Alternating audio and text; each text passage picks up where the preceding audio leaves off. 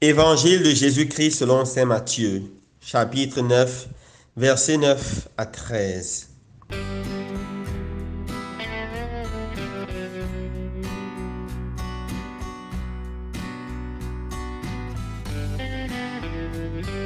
En ce temps-là, Jésus vit en passant un homme du nom de Matthieu, assis à son bureau de collecteur d'impôts. Il lui dit, suis-moi. L'homme se leva et le suivit. Comme Jésus était à table à la maison, voici que beaucoup de publicains, c'est-à-dire des collecteurs d'impôts, et beaucoup de pécheurs vinrent prendre place avec lui et ses disciples. Voyant cela, les pharisiens disaient à ses disciples, pourquoi votre maître mange-t-il avec les publicains et les pécheurs? Jésus, qui avait entendu, déclara, ce ne sont pas les gens bien portants qui ont besoin du médecin, mais les malades. Allez apprendre ce que signifie je veux la miséricorde, non le sacrifice.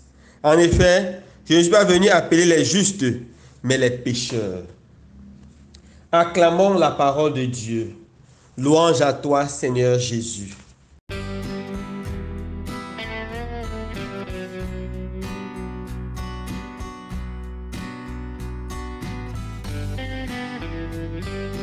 Chers frères et sœurs bien-aimés, dans l'évangile de ce jour, nous voyons le récit de l'appel de Matthieu.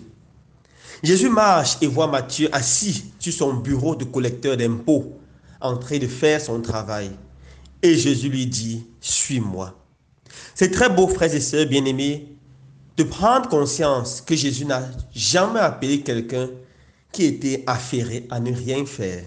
Ou mieux encore, Jésus n'a jamais appelé un paresseux. Et même dans la Bible, on ne voit personne appelé. Aucun paresseux n'est appelé. Jésus a appelé Pierre, Jacques et Jean.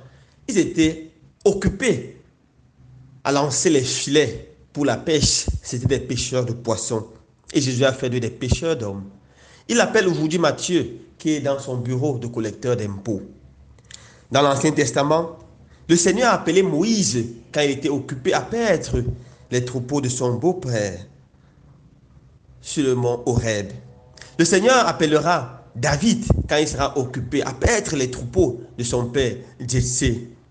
Le Seigneur appellera Amos et beaucoup d'autres personnes lorsqu'ils sont occupés à faire quelque chose. De là découle déjà la première leçon de ce jour. Le Seigneur ne veut pas la paresse. La paresse, c'est une arme aux mains du diable pour détruire les hommes. Dans le livre de Job, lorsque le Seigneur reçoit les anges, Satan vient aussi. Et le Seigneur pose la question, qu'est-ce que tu étais en train de faire? Le diable dit, j'étais en train de me balader sur la terre, affairé à ne rien faire. Voilà la vocation du diable, la paresse, se balader, affairé à ne rien faire. Dans notre société d'aujourd'hui, la paresse devient une religion. Les hommes et les femmes commencent à être de plus en plus paresseux. On reste à ne rien faire.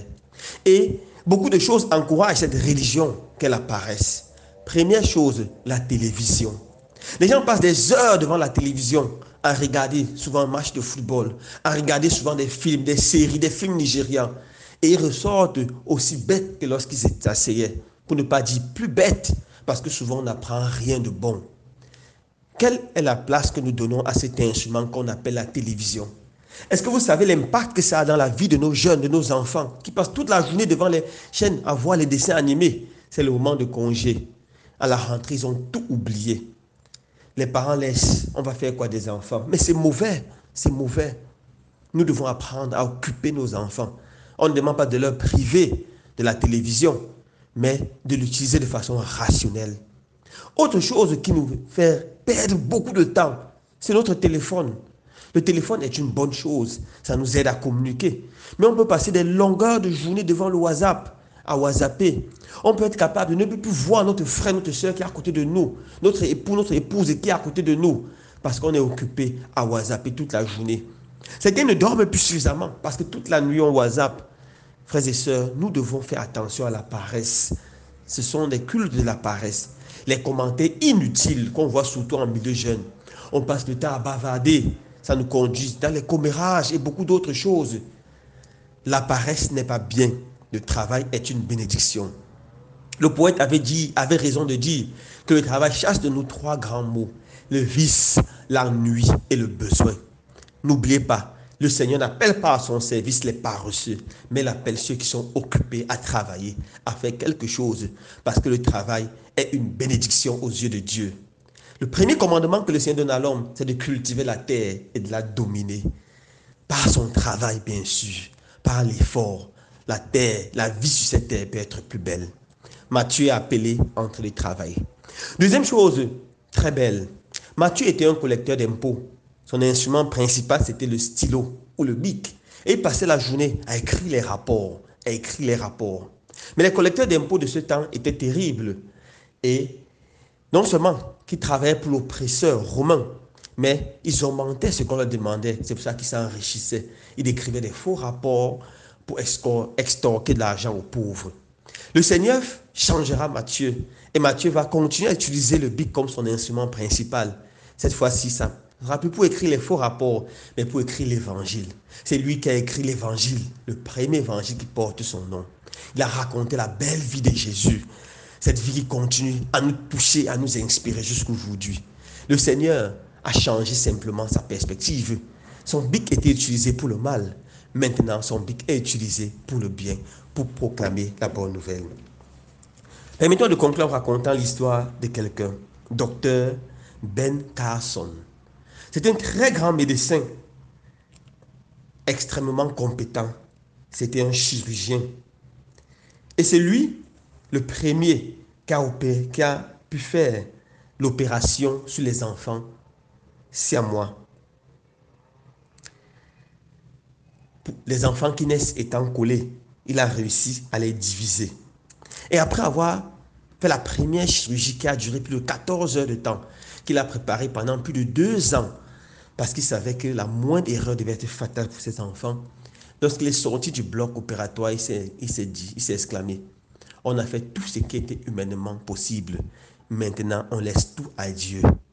Par cette parole, les gens ont commencé à s'intéresser et se sont rendus compte qu'il avait une très grande vie de foi. Quelle est son histoire? Il est né dans un quartier terrible, dans un ghetto aux États-Unis. Et tout petit, il a appris la loi de la jungle. Il vivait avec son couteau et il se défendait. Un jour, un de ses amis l'a attaqué. Il a envoyé le couteau, il a tranché. Il a envoyé le couteau qui a traversé le ventre de son ami. Son ami a perdu beaucoup de sang et est mort devant lui. Il était traumatisé en voyant le sang de son ami. Aidé par sa maman et par certains frères, certains amis religieux, il a pu quitter la rue et il s'est converti. Puis il est devenu un très grand chirurgien. Comme Matthieu, qui utilisait maintenant le bic, non pas pour écrire les faux rapports, mais pour raconter l'histoire de Jésus, il utilisera le couteau, non pas pour ôter la vie, mais pour donner la vie, pour aider les personnes à vivre. Et il a opéré des millions de personnes. Il a sauvé tellement de vies. Voilà quelque chose de grand, frères et sœurs bien-aimés. Le Seigneur seul a le pouvoir de nous faire quitter d'un état négatif à un état positif. D'utiliser nos talents pour sa plus grande gloire. Que le Seigneur donne la grâce de le rencontrer et de mettre tous nos talents au service de la bonne nouvelle et de la charité fraternelle. Loué soit Jésus-Christ.